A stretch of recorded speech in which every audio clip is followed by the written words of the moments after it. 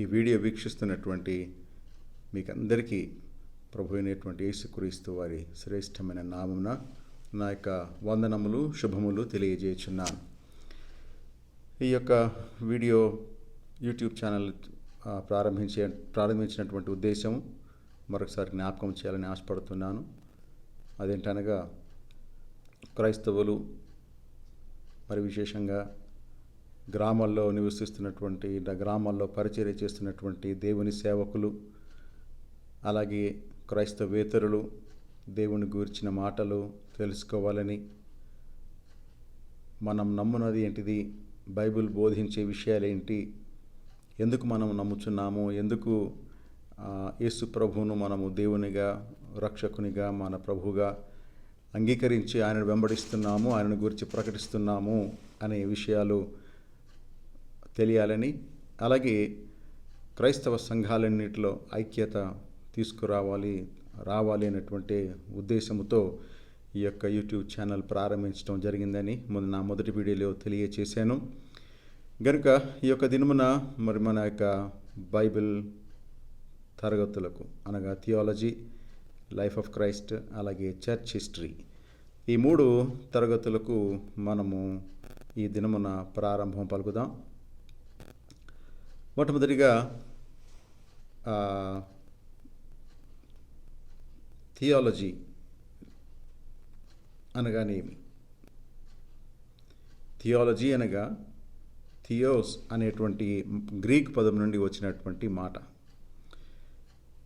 ఆ మాటకు అర్థము ఏంటంటే దైవము లేక దేవుడు. థియాలజీ అనగా ద స్టడీ ఆఫ్ గాడ్, అనగా దేవుని గూర్చిన పఠన. మరొక మాటలో చెప్పాలంటే థియాలజీ అనగా దైవశాస్త్రం. ఈ థియాలజీ అనేటువంటి సబ్జెక్టులో చాలా శాఖలు ఉన్నాయి.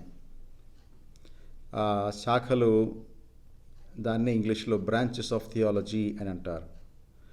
బ్రాంచెస్ ఆఫ్ థియాలజీ అనగా థియాలజీలో ఉన్నటువంటి విభాగములు లేదా శాఖలు. అందులో మొట్టమొదటిది బిబ్లియాలజీ అనగా బైబిల్ శాస్త్రం. రెండవది థియాలజీ ప్రాపర్ అనగా దైవశాస్త్రం, దేవుని యొక్క ఉనికి, ఆయన గుణ లక్షణములు, ఆయన ప్రణాళిక, ఆయన ఏ స్థితిలో ఉన్నాడు, ఏ స్థితిలో ఉంటాడు, ఆయన ఉద్దేశాలు ఏంటి అనేవి ఈ థియాలజీ ప్రాపర్ అనే టాపిక్లో మనం నేర్చుకుంటాం. ఆ తర్వాత క్రిస్టాలజీ అనగా క్రీస్తు శాస్త్రం. యేసుక్రీస్తు ఎవరు, ఆయన లక్షణాలు ఏంటి, ఆయన బోధనలు ఏంటి, ఆయన గురించిన సంపూర్ణ వివరాలు క్రిస్టాలజీలో మనం నేర్చుకుంటాం. ఆ తర్వాత న్యూమటాలజీ, పరిశుద్ధాత్మ శాస్త్రం. పరిశుద్ధాత్మను గురించి దేవుని వాక్యం అనగా బైబిల్ ఏం బోధిస్తుంది. అలాగే ఏంజలాలజీ అనగా దూతల శాస్త్రం. దూతలు ఎవరు, వాటి యొక్క పనులేంటి, వాటి యొక్క ఉనికి లేదా వాటి యొక్క పనులు ఏంటి అనే విషయాలు ఈ దూతల శాస్త్రంలో మనం నేర్చుకుంటాం. ఆ తర్వాత సోటేరియాలజీ అనగా రక్షణ శాస్త్రం. రక్షణ అని క్రైస్తవులు నోట ఎక్కువగా రక్షణ పొందారా, రక్షణ పొందాను అనే మాట ఎక్కువగా వింటుంటాం. కనుక ఆ రక్షణ అనగానేమి, ఎవరు ఆ రక్షణ పొందుకుంటారు, ఎవరి కొరకు ఈ రక్షణ అనేది ఈ యొక్క సోటేరియాలజీ అనే టాపిక్లో మనం నేర్చుకుంటాం. ఆ తర్వాత హమార్షియాలజీ లేదా హమార్టియాలజీ. హమార్టియాలజీ లేదా హమార్షియాలజీ అనగా పాపశాస్త్రం. పాపము అనగానేమి, అసలు ఎక్కడ ప్రారంభమైంది, ఎవరు ప్రారంభించారు, ఇంత అందమైన, ఇంత అద్భుతమైన, ఆహ్లాదకరమైనటువంటి లోకములో ఈ చెడు అనేది ఎలా ప్రవేశించింది అనేది ఈ పాపశాస్త్రము అనే ఆ టాపిక్లో మనం నేర్చుకుంటాం. ఆ తర్వాత ఆంథ్రోపాలజీ అనగా మానవ శాస్త్రం. మానవుడు ఎవరు, ఎక్కడి నుండి వచ్చాడు, మానవుని విభాగములు లేదా మానవ జీవితమును గూర్చి లేదా ఆ, మానవ ఆ, ఉనికి లేదా ఎలాగూ ఏర్పడ్డాడు, ఎందుకు ఎందుకు ఈ యొక్క మానవుడు ఏర్పరచబడినాడు అనేది దేవుని వాక్యానుసారంగా మానవ శాస్త్రంలో నేర్చుకుంటాం. ఆ తర్వాత ఎక్లీషియాలజీ అనగా సంఘశాస్త్రం. సంఘమును యేసుక్రీస్తు వారు ఎందుకు స్థాపించారు, దాని ఉద్దేశం ఏంటి, దాని ఆ, నడవలసిన విధానం ఏంటి, సంఘమును నడిపించవలసిన విధానం ఏంటి, అలాగే సంఘం యొక్క గమ్యం ఏంటి, గురి ఏంటి, ఎవరు ఆ సంఘములో ఉండాలి, అందులో నాయకులుగా ఉండేవారు ఎలాగ ఉండాలి, అలాగే అందులో చేరేవారు ఎలాగూ ప్రవర్తించాలి, వారి యొక్క విధి విధానాలు లేదా ఒక సంఘములో జరగవలసినటువంటి కార్యాలు ఏంటి అనేది సంఘశాస్త్రములో ఎక్లీషియాలజీలో మనం నేర్చుకుంటాం. ఆ చివరిగా ఎస్కటాలజీ అనగా రాకడను గూర్చిన శాస్త్రం లేక అంత్య దినములను గూర్చిన శాస్త్రం. యేసుక్రీస్తు వారి యొక్క రెండవ రాకడకు మునుపు ఆ తర్వాత జరిగేటువంటి విషయాలు రాకడ శాస్త్రములో లేదా అంత్య దినముల శాస్త్రములో మనము నేర్చుకుంటాం. కనుక ప్రియమైన వారలారా, ఈ విషయాలు గమనించండి. ఇవన్నీ వాస్తవానికి ఒక్క లెక్చరర్ అయితే, ఒక ప్రొఫెసర్ అయితే, ఒకే ప్రొఫెసర్ అయితే సుమారుగా 2 సంవత్సరాలు 4 సెమిస్టర్లలో ఈ యొక్క అంశాలన్నీ బోధించబడతాయి. ఇద్దరు లెక్చరర్స్ లేదా ఇద్దరు ప్రొఫెసర్స్ అయితే ఈ పాఠాలు లేదా ఈ అంశాలన్నీ కూడా 2 సెమిస్టర్స్లో సాధారణంగా బైబిల్ కాలేజీలో బోధిస్తారు. కానీ మరి నేను ఒక్కడినే ఈ యొక్క అంశాలన్నీ బోధించాలని ఆశపడుతున్నాను గనుక అంత విస్తరించి నేను మాట్లాడకుండా మరీ లోతైన విషయాలు చెప్పడము కుదరదు గనుక క్లుప్తముగా క్రైస్తవ బోధ యొక్క మూలమైన పునాది సిద్ధాంతాలు, పునాది బోధన అంశాలు, విశ్వాసమును గూర్చి, మన నడవడిని గూర్చి, మన జీవిత ఉద్దేశమును గూర్చి, మన యొక్క గురి గమ్యమును గూర్చి ఈ యొక్క విషయాలు మాత్రమే నేను టచ్ చేసి ప్రతి అంశము క్లుప్తముగా మీకు అందించాలని, బోధించాలని ఆశపడుతున్నాను. ఈ దినమున మరి క్రైస్తవ విశ్వాసానికి, క్రైస్తవ జీవితానికి, క్రైస్తవ సిద్ధాంతాలకు మూలమైనది బైబిల్ గ్రంథం. అందులో పేర్కొనబడిన లేక బోధించబడిన విషయాలే క్రైస్తవుడు విశ్వసిస్తున్నాడు, అనుసరిస్తున్నాడు, ఆచరిస్తున్నాడు. అందులో బోధించబడిన వాటిని బోధిస్తున్నాడు కూడా. గనక మొట్టమొదటిగా బిబ్లియాలజీ అనగా బైబిల్ శాస్త్రమును గురించి ఈ దినమున ఒక అంశమును, బైబిల్ శాస్త్రంలో ఒక టాపిక్ని మనము చూసుకుందాం. బైబిల్ శాస్త్రంలో చాలా మళ్ళీ సబ్ టాపిక్స్ ఉన్నాయి, ఉప అంశములు చాలా ఉన్నాయి. కానీ ఈ దినమునకు మటుకు ఒక అంశమును గురించి మీతో పంచుకోవాలని, మీకు బోధించాలని ఆశపడుతూ ఉన్నాను. ప్రియమైన వాళ్ళారా, మొట్టమొదటిగా బైబిల్ అనేటువంటి మాట గ్రీకు పదము నుండి వచ్చింది అనే విషయాన్ని మనమందరం గుర్తించాలి. బిబ్లోస్ అనే గ్రీకు పదం అనగా బుక్, దానినే బిబ్లియా అనగా బుక్స్, బహువచనం. బుక్స్ అనే బిబ్లియా అనేటువంటి గ్రీకు పదం నుండి వచ్చిన మాటయే బైబిల్. రాను రాను క్రమేణా బిబ్లియా అనేటువంటి పదము బైబిల్గా మార్చబడింది, వాడుకలోకి వచ్చింది. సరే, ఈ బిబ్లియాలో మనకందరికీ తెలిసిన విధంగా 66 గ్రంథములు ఉన్నాయి, 66 పుస్తకములు ఉన్నాయి. ఈ 66 పుస్తకములను ఒక 40 మంది 40 మంది వివిధ వృత్తుల నుండి వచ్చినటువంటి, వివిధ బ్యాక్గ్రౌండ్స్ నుండి వచ్చినటువంటి వారు రచించారు. మోషే మొదలుకొని, ఆదికాండము మోషే మొదలుకొని, ఆ తర్వాత చివరిగా ప్రకటన గ్రంథం అనగా యోహాను వ్రాసిన ప్రకటన గ్రంథము వరకు 40 ఆథర్స్ అనగా 40 మంది వ్యక్తులు ఈ బైబిలు గ్రంథాలను రచించారు. ఈ వ్రాయబడిన కాలము కూడా మనం చూస్తే సుమారుగా 1600 సంవత్సరాల కాలములో 1600 సంవత్సరాల కాలములో ఈ యొక్క బైబిలు గ్రంథము అనేది వ్రాయబడింది అని పండితులు చెబుతారు. 40 మంది గ్రంథకర్తలు 1600 సంవత్సరాల కాల వ్యవధిలో వారి వారి కాలాల్లో ఆ పుస్తకాలు వ్రాశారు అనే విషయాన్ని మీకు ఈ సందర్భంగా తెలియజేస్తున్నాను.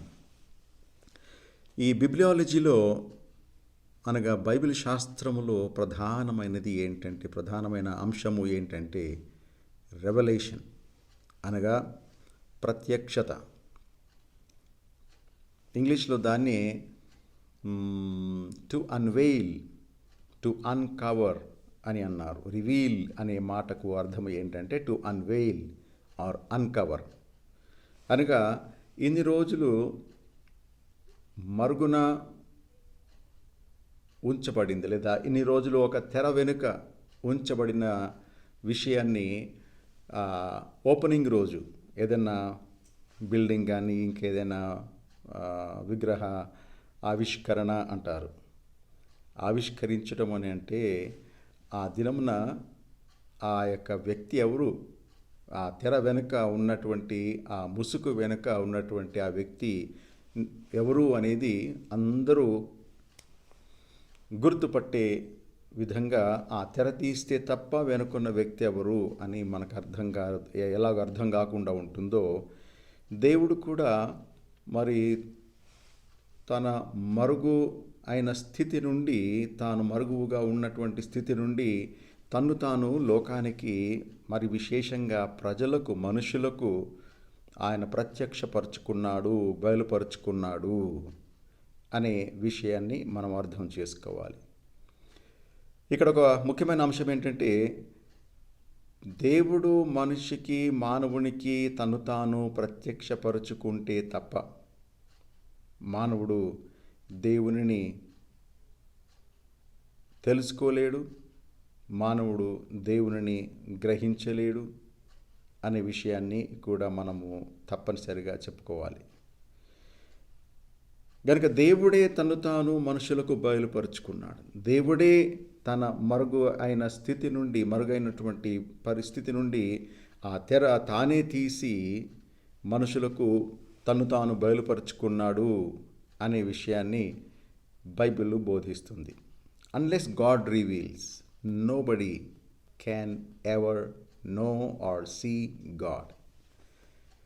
దేవుడు తను తాను బయలుపరుచుకుంటే తప్ప, కనుపరుచుకుంటే తప్ప, ప్రత్యక్షపరుచుకుంటే తప్ప మనుష్యుడు ఎన్ని విన్యాసాలు చేసినా, ఎన్ని ఉపవాసాలు చేసినా, ఎన్ని చేసిన మానవుడు తనంతట తాను దేవుణ్ణి తెలుసుకోలేడు. ఆయన ప్రత్యక్షపరుచుకుంటే తప్ప, ఆయన ప్రత్యక్షపరుచుకోవాలని ఉద్దేశిస్తే తప్ప.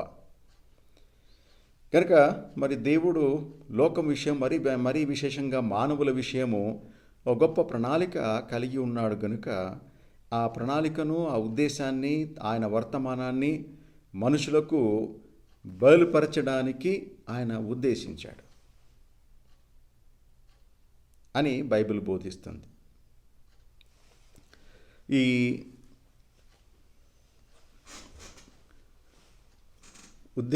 ఆ యొక్క ప్రత్యక్షపరచుకొనుట, బయలుపరుచుకొనుట, తను తాను మనుషులకు కనుపరుచుకొనుట, తన గూర్చి, తన ఉద్దేశాలను గూర్చి, తన ప్రణాళికను గూర్చి, ఆయన యొక్క చిత్తము, సంకల్పమును గూర్చి ఆయన బయలుపరుచుకున్నాడు అనేది బైబిల్ మనకు బోధిస్తున్నటువంటి విషయం. ఈ ప్రత్యక్షత లేదా రెవల్యూషన్ అనే ఈ అంశములో ఒక ఒక అంటే దానిని మళ్ళీ రెండు భాగాలుగా, 2 పార్ట్స్, రెండు భాగాలుగా మనం చెప్పుకోవచ్చు. అదేంటనగా న్యాచురల్ లేదా జనరల్ రెవల్యూషన్, రెండవది స్పెషల్ రెవల్యూషన్. జనరల్ రెవల్యూషన్ అనగా సామాన్య ప్రత్యక్షత, రెండవది స్పెషల్ రెవల్యూషన్ అనగా ప్రత్యేక ప్రత్యక్షత. సామాన్య ప్రత్యక్షత, ప్రత్యేక ప్రత్యక్షత. ఈ సామాన్య ప్రత్యక్షతలో మరలా మనం 3 అంశములు మనం చూస్తాం. దయచేసి విద్యార్థులుగా నోట్స్ తీసుకోవాలనుకున్న వారు ఈ పాయింట్స్ క్రమముగా రాసుకోనండి. బిబ్లియాలజీలో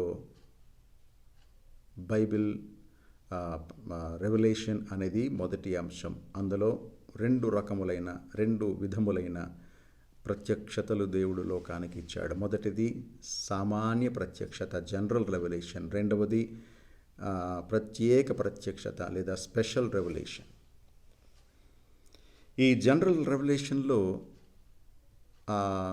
మనము చూసే అంశములు ఏంటనగా, దేవుడు ప్రకృతి ద్వారా తను తాను బయలుపరుచుకున్నాడు. ప్రకృతి ద్వారా అనగా లోకములో తాను సృష్టించిన వాటి ద్వారా దేవుని గూర్చిన జ్ఞానము మనకు లభించినట్లుగానే ఆయన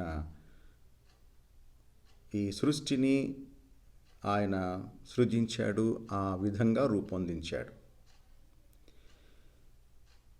రోమాపత్రిక 1వ అధ్యాయము 18 నుండి 20 వచనాలు మనము చూస్తే, దయచేసి ఆ రెఫరెన్స్లన్నీ మీరు రాసుకునండి.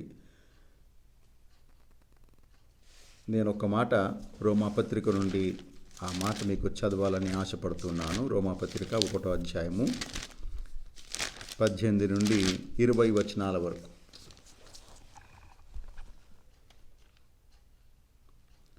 దుర్నీతి చేత సత్యమును అడ్డగించు మనుష్యుల యొక్క దుర్నీతి చేత సత్యమును అడ్డగించు మనుషుల యొక్క సమస్త భక్తిహీనత మీదను దుర్నీతి మీదను దేవుని కోపము పరలోకము నుండి బయలుపరచబడుచున్నది. ఎందుకనగా దేవుని గూర్చి తెలియ శక్యమైనదేదో అది వారి మధ్య విశదమయ్యున్నది. దేవుడు అది వారికి విశదపరచెను. ఆయన అదృశ్య లక్షణములు అనగా ఆయన నిత్య శక్తియు దేవత్వమును జగత్తుత్పత్తి మొదలుకొని సృష్టింపబడిన వస్తువులను ఆలోచించుట వలన తేటపడుచున్నవి గనుక వారు నిరుత్తరులై ఉన్నారు. సృష్టింపబడిన వాటిని మనము గమనించి ఆలోచించుట ద్వారా దేవుణ్ణి గూర్చిన విషయాలు, ఆయన నిత్య శక్తి, అదృశ్య లక్షణములు, నిత్య శక్తి, ఇవన్నీ మనకు కనబడుతుంది అనే మాట మీకు మా దేవుని వాక్యం మనకు సెలవిస్తుంది. నేచర్ ద్వారా, that means nature is a general revolution of God. ప్రకృతి లేదా ఈ లోకములో సృష్టింపబడిన ప్రతిదీ కూడా దేవుని గూర్చి తెలియచేయుచున్నవి. ఎట్లా అవి మనకు ఎలా మనకు దేవుని గూర్చిన విషయాలు మనకు అవి తెలియచేస్తున్నవి. సృష్టిలో మనకు ప్రకృతిలో లేదా సృష్టిలో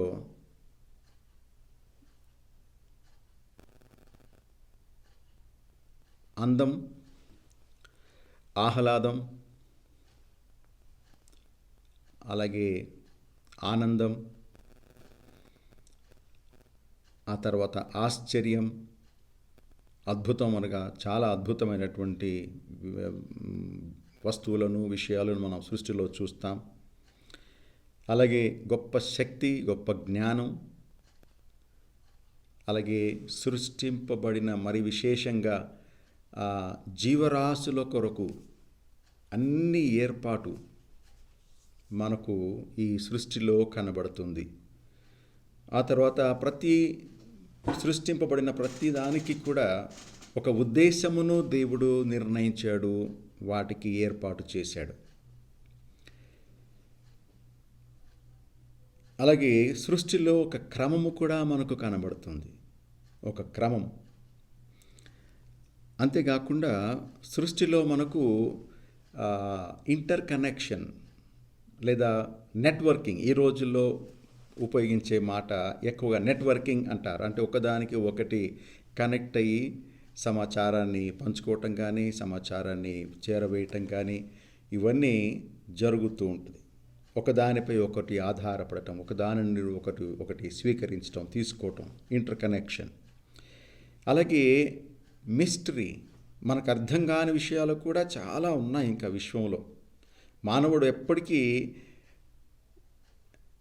ఆ అర్థం కాని విషయాలు, ఇంకా తనకు తెలియని విషయాలను గూర్చి తెలుసుకోవాలి అన్నటువంటి తపన ఎప్పుడు మానవుడిలో కనబడుతూనే ఉంది. అందుచేత అంతరిక్షానికి రాకెట్లు పంపటము, అక్కడ ఏముంది, అక్కడ ఇంకేముంది, ఎలాగుంది అక్కడ పరిస్థితులు అనేది, ఇవన్నీ కనుక్కునేటువంటి ఆ యొక్క తపన, క్యూరియాసిటీ అంటారు. క్యూరియాసిటీ అనగా తపన కంటే ఇంకొక పదం, ఇంకా మంచి సరైన పదము ఉంది. ఆతురత లేదా ఆసక్తి, తెలుసుకోవాలి, ఇంకేముంది, అవతలేముంది, ఇంకా అవతల ఉంది ఇంకా అనే ఆసక్తి మనుషులో మొదటి నుండి ఉంది. ఆ తర్వాత జీవం, లైఫ్ ఎక్కడి నుండి వచ్చింది? జీవం లేనివి మనం చూస్తున్నాం, జీవము ఉన్నవి మనం చూస్తున్నాం. ఆ తర్వాత ఒక సిస్టమ్ అనేది కూడా మనకు కనబడుతుంది. సిస్టమ్ అనగా ఒక వ్యవస్థ. ఇవన్నీ మనకు ఎంత అద్భుతంగా కనబడుతున్నాయి సృష్టిలో. అందము కనబడుతుంది, గొప్ప జ్ఞానము, గొప్ప శక్తి. అలాగే ఈ సృష్టిలో సృష్టింపబడిన వాటి విషయమై, మరీ విశేషంగా జీవరాశుల విషయమై శ్రద్ధ. జీవరాశుల విషయమై శ్రద్ధ అనగా జీవికి గాలి కావాలి, నీరు కావాలి, ఆహారము కావాలి. ఈ మూడు లేకుంటే ఏ జీవరాశి కూడా బ్రతకదు. గాలి, నీరు, ఆహారం. ఆహారం లేకుండా కొంతకాలము బ్రతుకుతారేమో. నీళ్లు లేకుండా కూడా కొంతకాలం బ్రతుకుతారేమో. కానీ గాలి లేకుండా ఏ జీవరాశి కూడా బ్రతకదు.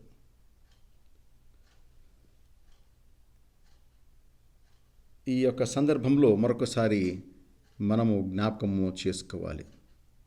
ఆయన నిత్య శక్తి, ఆయన జ్ఞానం ఈ సృష్టిని రూపొందించడంలో. ఈ సందర్భంలో ఒక విషయాన్ని కూడా మీకు జ్ఞాపకం చేయాలని ఆశపడుతున్నాను. మానవుడికి గాలి అనేది, మరి శ్వాస లేదా జీవవాయువు అనేది భూమి చుట్టూ కొంత దూరం మట్టుకే ఉంది. ఆ తర్వాత మానవుడికి లేక జీవరాశికి కావలసినటువంటి ఆ జీవవాయువు, ఆక్సిజన్ అనేది సృష్టి అవతల ఈ యొక్క ఆ ఓజోన్ పొర అని అంటారు. భూమి చుట్టూ కొన్ని కిలోమీటర్స్ దూరం మట్టుకే ఆ యొక్క వాయువు, జీవవాయువు అనేది ఉంది. ఆ పొర అవతల జీవవాయువు లేదు. అందుచేత ఈ రాకెట్లో ప్రయాణించే అంతరిక్ష ప్రయాణికులు అందరూ కూడా వారితో పాటు ఆక్సిజన్ సిలిండర్స్ తీసుకొని వెళ్తారు. అక్కడ ఆక్సిజన్ లేదు. విశ్వము మాత్రం సువిశాలంగా ఉంది. కానీ ఈ భూమి చుట్టూ కొంత దూరం తర్వాత జీవవాయువు లేదు, ఆహారము లేదు, నీరు లేదు. కేవలం భూమి మీద మట్టికి ఆ యొక్క ఇవన్నీ కూడా ఈ జీవరాశుల కొరకు దేవుడు ఏర్పాటు చేశాడు అని దేవుని గూర్చిన దేవుడు మనుషులను గూర్చిన, ప్రత్యేకంగా జీవరాశులను గూర్చి, మరి విశేషంగా మనుషులను గూర్చి అంత శ్రద్ధ వహించి అన్ని ఏర్పాట్లు చేశాడు అని మనము చెప్పుకోవచ్చు. కనుక సృష్టింపబడిన వాటిని మనము చూచుట ద్వారా దేవుని నిత్య శక్తి, ఆయన జ్ఞానం, ఆయన ఆ, శ్రద్ధ, ఆయన ప్రేమ, ఆయన ఉద్దేశాలు మనకు అన్నీ కనబడుతున్నాయి. ఈ సూర్యునికి ఒక ఉద్దేశం ఉంది. సూర్యరశ్మి లేకుండా మనకు విటమిన్ డి లేదు. చెట్లకు ఆ సూర్య కిరణాలు లేక ఆ యొక్క లైట్ ద్వారా అవి ఆహారాన్ని తయారు చేసుకునే ఆ ఫోటోసింథసిస్ అంటారు కదా, ఆ ప్రక్రియ సూర్య కిరణాలు లేకుండా, సూర్యరశ్మి లేకుండా, సూర్యకాంతి లేకుండా అవి వాటి ఆహారాన్ని తయారు చేసుకోలేవు. ఈ సృష్టిలో మరి విశేషంగా మరి చెట్లను దేవుడు ఎంత అద్భుతంగా ఏర్పాటు చేశాడు. ఒక క్రమము, మనము ఆక్సిజన్ పీల్చుకుంటాం, చెట్లు మనం ఆక్సిజన్ పీల్చుకుంటాం, కార్బన్ డైఆక్సైడ్ వదులుతాం, విడిచిపెడతాం. కానీ చెట్లు ఏం చేస్తున్నాయి? ఆ కార్బన్ డైఆక్సైడ్ అవి తీసుకొని మనకు తిరిగి ఆక్సిజన్ ఇస్తున్నాయి. ఇది ఏదో హఠాత్తుగా అనుకోకుండా ఏదో ఈ ఏర్పాటు జరిగింది మానవులకు అని అనుకోవడానికి వీలు లేదు. ఇటు మానవులకు, ఇటు వృక్ష జాతికి, అలాగే వృక్ష లోకానికి, అలాగే సూర్యునికి ఎంత అవినాభావ సంబంధం ఉంది. అలాగే భూమి నీరు ఒక వంతు నేల ఉంటే మూడు వంతులు నీరు ఉంది భూమి మీద అని మనము తెలుసుకోవచ్చు. మన పుస్తకాల ద్వారా మనం నేర్చుకున్నాం. కానీ మరలా ఆ నీరుకు కూడా హద్దులు అనేది దేవుడు నియమించాడు. మరి ఇదంతా కూడా శూన్యంలో వ్రేలాడుతుంది. ఏ ఆధారము లేకుండా తనంతట తాను తిరుగుతూ సూర్యుని చుట్టూ భూమి తిరుగుతుంది అనేది మనం చూస్తున్నాం. అలాగే ఇతర గ్రహాలకు కూడా వాటి కక్షలు అనేది ఏర్పాటు చేయబడింది. ఒకవేళ ఏ గ్రహమైనా దాని కక్ష నుండి తప్పితే పెను ప్రమాదం, ఒకదానికొకటి ఢీకొని ఎంత భయంకరమైన ప్రమాదం కలుగుతుందో మనం ఊహించలేం. గనుక వాటికి కక్షలు ఉన్నాయి. There is orderliness, there is a design, ఒక రూపకల్పన, ఒక రూపకర్త, ఇవన్నిటినీ రూపొందించిన వాడు.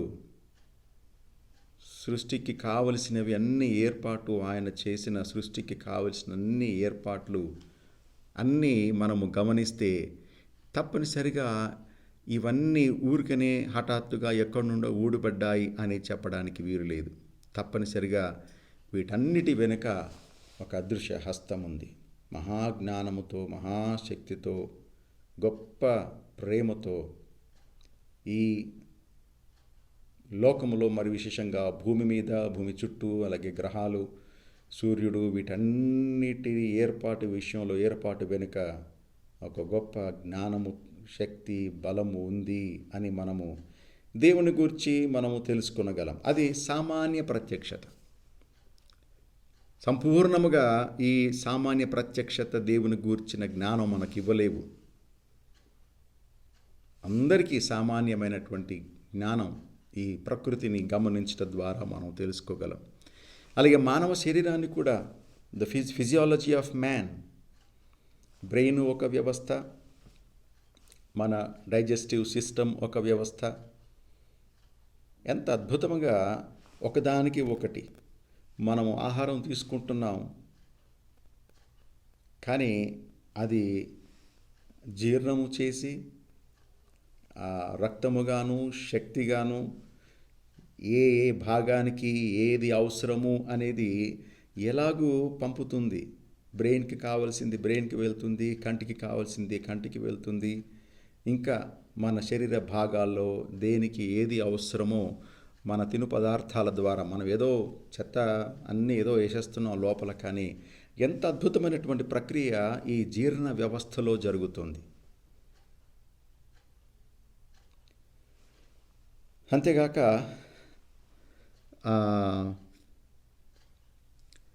మానవుడికి మరి విశేషంగా ఎమోషన్స్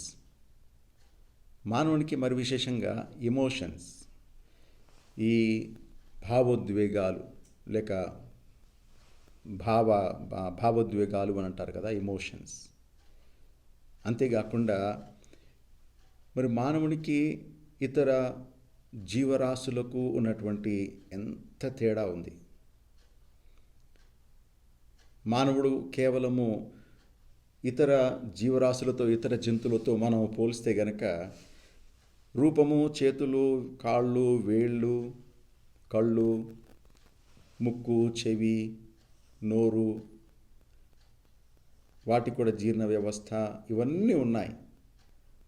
కానీ మానవుణ్ణి అన్నీ కలిగి వాటికి కూడా అవి అన్నీ ఉన్నాయి కదా.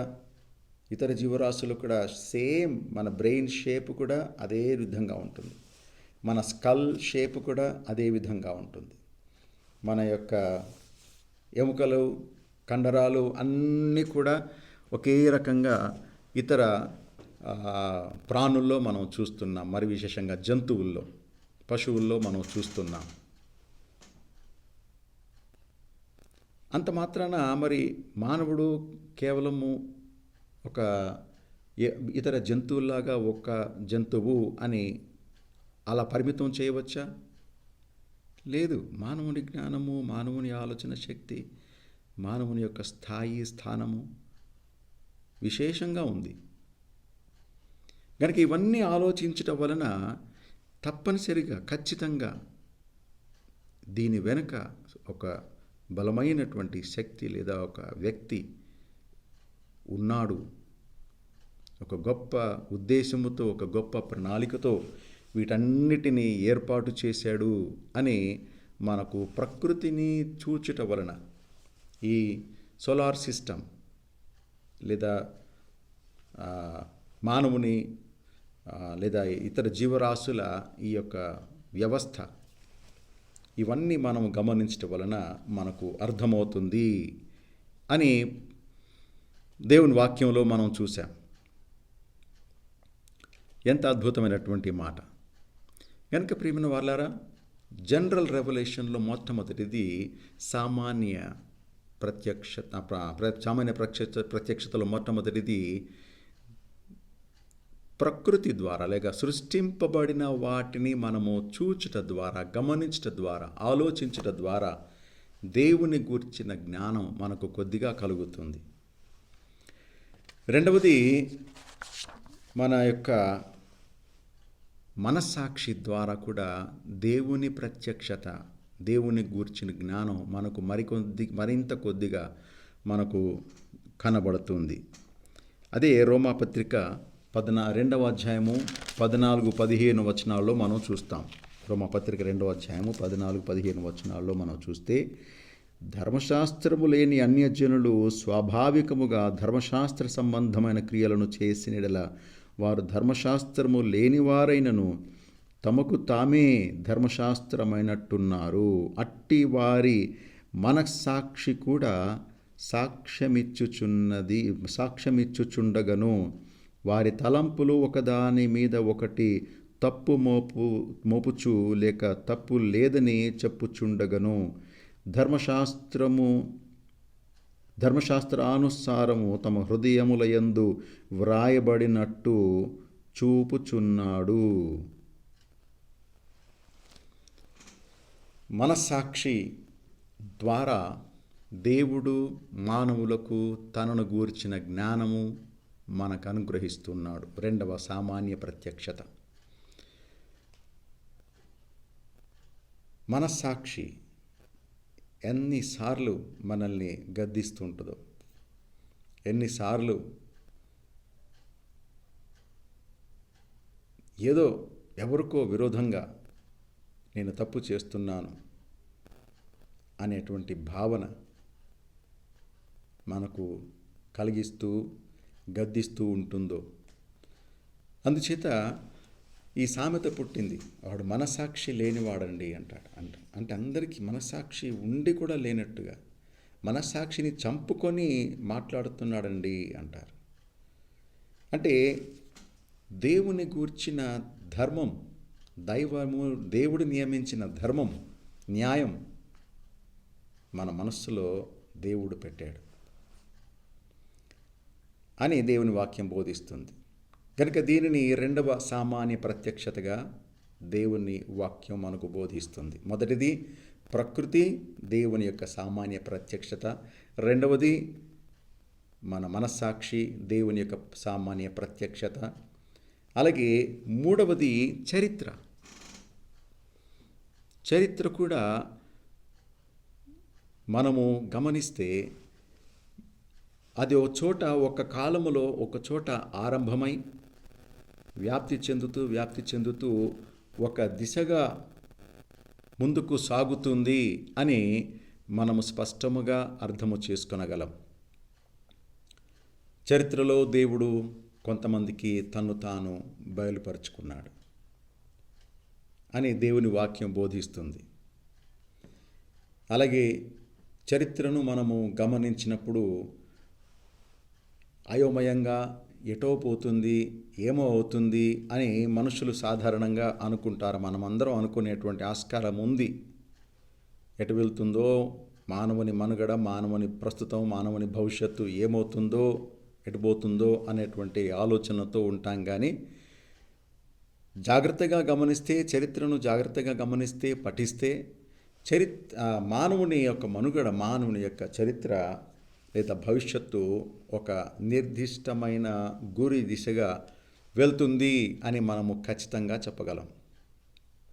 ఎలాగంటే ఇప్పుడు మానవుని చరిత్రలో సుమారు 1500 క్రీస్తు శకం 1500 సంవత్సరాల వరకు పెద్దగా విజ్ఞానము పెరగలేదు. విజ్ఞాన శాస్త్రం లేక విజ్ఞాన రంగం అంతగా అభివృద్ధి కాలేదు. ఎప్పటికీ కొన్ని పరికరాలు, మానవుడు తన జ్ఞానముతో తయారు చేసుకున్నటువంటి వస్తువులు, పరికరాలు, ఆయుధాలు, తన దైనందిన జీవితానికి కావలసినటువంటి పనిముట్లు, ఇవన్నీ తయారు చేసుకున్నాడు. కానీ ఒక్కసారి కనుక మనం గమనిస్తే గత 500 సంవత్సరాలు ఎంత వేగంగా ఈ విజ్ఞాన శాస్త్ర అభివృద్ధి జరుగుతుంది, ఎంత అడ్వాన్స్మెంట్. అసలు ఈరోజు మనం కొనుక్కున్న వస్తువు ఒక 2-3 రోజులకి అది మరలా పాత పడిపోతున్నట్టుగా మరలా క్రొత్త ఫీచర్స్తో అదే వస్తువు కొత్త ఫీచర్స్తో వస్తుంది. ఈ గత 500 సంవత్సరాల్లోనే ఈ యొక్క విమానాలు కనిపెట్టడం కానీ, రాకెట్స్ కనిపెట్టడం కానీ, ఈ యొక్క అణ్వాయుధాలు కనిపెట్టడం కానీ, ఇవన్నీ జరిగినట్టుగా మనం చూస్తున్నాం. క్రీస్తు శకం 1500 సంవత్సరాల వరకు ఒక స్థితి అనగా క్రమంగా కొద్దిగా పెరుగుతూ వస్తున్న ఈ యొక్క మానవుని మనుగడ, మానవుని విజ్ఞాన అభివృద్ధి, విజ్ఞాన రంగంలో అభివృద్ధి ఒక్కసారిగా ఎక్స్ప్లోడ్ అయినట్టుగా గత 500 సంవత్సరాల కాలం నుండి మనం చూడగలం. ప్రింటింగ్ మెషిన్ కానీ, టెలిఫోన్ కానీ, రైలు కానీ, విమానాలు కానీ, బస్సులు కానీ, కార్లు కానీ, ఇతర వాహనాలు కానీ, లేదా కంప్యూటర్లు కానీ, ఇలా చెప్పుకుంటూ పోతే సెల్ ఫోన్స్ ఇవన్నీ కూడా ఎంత వేగంగా ముందుకు సాగుతున్నాయి అనేది మనం గమనించగలం. అలాగే ఇప్పుడు సుమారుగా 10 లేదా 15 దేశాలు అణ్వాయుధ దేశాలుగా ప్రపంచం గుర్తిస్తుంది. అనగా ఆయుధాలు, ఆటమ్ బాంబ్స్ లేక హైడ్రోజన్ బాంబ్స్ కలిగినటువంటి తయారు చేసుకున్నటువంటి దేశాలు ఉన్నాయి. ఆ అణ్వాయుధ దేశాలు మరి ఒక్క బాంబు మనకు తెలుసు,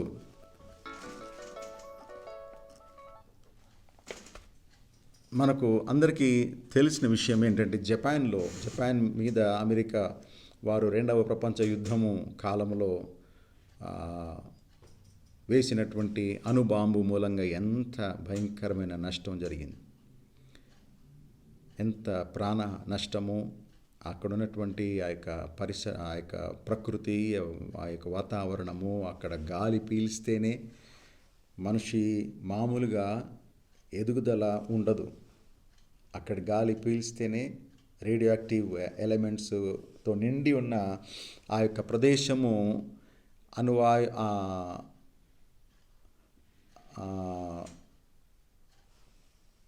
ఆ యొక్క బాంబు విసరటం ద్వారా ఎంత భయంకరమైనటువంటి నష్టము జరిగింది. ఎందుకు ఈ మాట చెప్తున్నానంటే దానికి 10 రెట్లుగా 100 రెట్లు ఇంకా భయంకరమైనటువంటి ఆయుధాలు తయారు చేసుకొని ఉన్నారు. మానవుడి యొక్క పోటీతత్వం, ఆధిపత్యం కొరకు పోటీ, ఇతరులను అణచివేయాలి, నేనే గొప్పవాడిగా ఉన్నత స్థానంలో ఉండాలి అనేటువంటి పోటీ. ఇవన్నీ చూస్తుంటే మానవుని యొక్క భవిష్యత్తు వినాశనానికే వెళ్తుంది, ఒక అంతము దిశగా వెళ్తుంది అనేది మనము స్పష్టముగా తెలుసుకొనగలం. కనుక న్యాచురల్ రెవల్యూషన్ లేదా జనరల్ రెవల్యూషన్, సామాన్య ప్రత్యక్షత మానవుడికి దేవుడు ప్రకృతి ద్వారా ఇస్తున్నాడు, మన మనసాక్షి ద్వారా ఇస్తున్నాడు.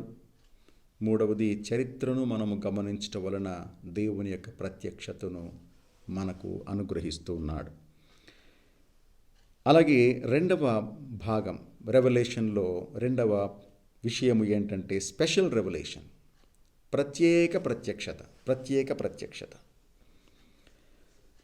ప్రత్యక్షతలో దేవుని వాక్య గ్రంథం ఆయనను గూర్చినటువంటి అనేక విషయాలు బోధించేది దేవుని వాక్య గ్రంథం. గనుక ఈ ప్రత్యక్షతలో మొదటిది దేవుని వాక్యం. ఆయన సృష్టి ఎలా చేశాడు, ఎంత అద్భుతంగా, ఎంత చక్కగా ఉండినట్లుగా, ఎంతో మంచిదిగా ఉండినట్లుగా దేవుడు చేశాడు. మరి ఎక్కడ ఏమి తప్పిదము జరిగింది, ఎక్కడ ఈ పొరపాటు అనేది, వేర్ ఇట్ వెంట్ రాంగ్ అనేది కూడా దేవుని వాక్యంలో ఉంది. దానికి విరుగుడు ఏంటి అనేది కూడా దేవుని వాక్యంలో ఉంది. భవిష్యత్తు దేవుడు ఏం చేయబోతున్నాడు అనేది కూడా దేవుని వాక్యంలో ఉంది. కనుక దేవుని గూర్చిన జ్ఞానము, బైబిల్ మనకు మరింత జ్ఞానము మనకు బోధిస్తుంది, లేదా మరింత ప్రత్యక్షత, దేవుని గూర్చిన ఇంకా మరిన్ని విషయాలు, ప్రకృతి ద్వారా మనము తెలుసుకోలేని విషయాలు, మనసాక్షి ద్వారా పరిమితముగా తెలుసుకున్న దానికంటే, చరిత్రను పరిశీలించడం ద్వారా తెలుసుకున్న దానికంటే ఇంకా ఎక్కువగా బైబిల్లో దేవుని వాక్యములో మనము అవి నేర్చుకుంటున్నాం. కనుక ప్రత్యక్షతలో బైబిలు ద్వారా దేవుడు మనకు తను తాను బయలుపరుచుకున్నాడు, అనేక భక్తులకు తను తాను ప్రత్యక్షపరుచుకున్నాడు. తన చిత్తము, తన యొక్క గుణలక్షణాలు, తన సంకల్పము, తన ఆలోచన, తన యొక్క ప్రణాళిక, ఇవన్నీ కూడా దేవుడు బైబిల్లో ఏర్పాటు చేశాడు, బైబిల్లో పొందుపరిచాడు అని మనం చెప్పగలం. అలాగే స్పెషల్ రెవల్యూషన్లో రెండవది మరి విశేషమైనది, ప్రాముఖ్యమైనది ఏంటంటే దేవుడు ఇటు ప్రకృతి ద్వారా, మనసాక్షి ద్వారా, చరిత్ర ద్వారా మాత్రమే గాక బైబిలులో తన భక్తులకు తను తాను బయలుపరుచుకొని, ప్రత్యక్షపరుచుకొని, తనను గూర్చిన జ్ఞానము అందించుట మాత్రమే కాక ఆయనే లోకానికి దిగి వచ్చి మనుషులకందరికీ బయలుపరుచుకున్నాడు. కనుక యేసుక్రీస్తు వారి యొక్క ప్రత్యక్షతను కంప్లీట్ అండ్ ఫైనల్ రెవల్యూషన్ అని అంటారు. పరిపూర్ణమైనదియు అలాగే అంతిమ ప్రత్యక్షత, చివరి ప్రత్యక్షత అని అంటాం మనం. అనగా దేవుని వాక్యం మనకు బోధిస్తుంది. ఎలాగో ఆ మాట మనం చెప్తామంటే యోహాను సువార్త మొదటి అధ్యాయము మొదటి వచనాల్లో మనకు అందరికీ పరిచయమైనటువంటి వాక్య భాగాన్ని మీకు చదివి వినిపిస్తాను.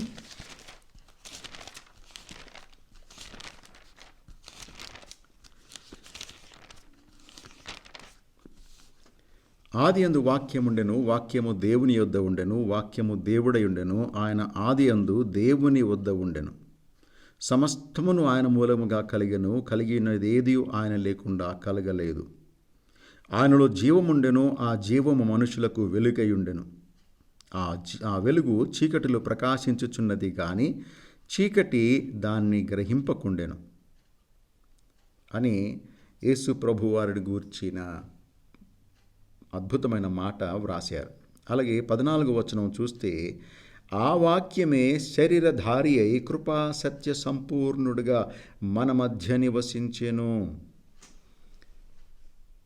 ఆది అందున్న ఆ వాక్కు, ఆ శబ్దం, ఆ దైవం శరీరమును ధరించి ఈ లోకములో అవతరించాడు అనేది దేవుని వాక్యము, బైబిల్ చెబుతున్నటువంటి మాట. కనుక అంతేకాకుండా హెబ్రీ పత్రిక మొదటి అధ్యాయంలో మొదటి వచనాలు 2 నేను చదివి వినిపించాలని ఆశపడుతూ ఉన్నాను. యేసుక్రీస్తు వారు దేవుని పరిపూర్ణ అంతిమ ప్రత్యక్షత. యేసుక్రీస్తు వారు దేవుని పరిపూర్ణమైన, సంపూర్ణమైన అంతిమ ప్రత్యక్షత అని చెప్పడానికి మరొక వాక్యం హెబ్రీ పత్రిక 1వ అధ్యాయము మొదటి నుండి చదువుతాను. పూర్వకాలమందు నానా సమయములలోనూ నానా విధములుగాను ప్రవక్తల ద్వారా మన పితరులతో మాట్లాడిన దేవుడు ఈ దినముల అంతమందు కుమారుని ద్వారా మనతో మాట్లాడెను. ఆయన ఆ కుమారుని సమస్తమునకు వారసునిగా నియమించెను. ఆయన ద్వారా ప్రపంచములను నిర్మించెను. ఆయన దేవుని మహిమ యొక్క తేజస్సును, ఆయన తత్వము యొక్క మూర్తిమత్వమునై ఉండి తన మహత్తుగల మాట చేత సమస్తమును నిర్వహించుచు పాపముల విషయములో శుద్ధీకరణమును తానే చేసి దేవదూతుల కంటే ఎంత శ్రేష్టమైన నామము పొందెనో వారికంటే అంత శ్రేష్ఠుడై ఉన్నత లోకముల యందు మహామహుడగు దేవుని కుడిపార్శ్వమున కూర్చుండెను. ఈ దినముల అంతమందు తన కుమారుని ద్వారా మనతో మాట్లాడెను అంటూ ఆయన ఏంటంట, దేవుని మహిమ యొక్క తేజస్సును, ఆయన యొక్క మూర్తిమత్వమునై ఉండెను. ఆయన యొక్క మూర్తిమత్వమునై ఉండి అంటాడు. అనగా దేవుని మహిమ, ఆయన గ్లోరీ ఎంత మహిమాయుతంగా ఉంటుందో ఆ మహిమంత క్రీస్తులో మనకు దేవుడు కనపరిచాడు.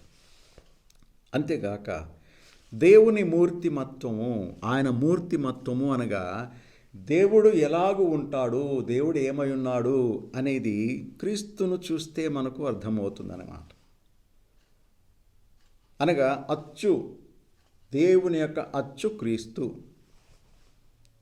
అనే అర్థం. మూర్తి అనే మాటకు అర్థం అది.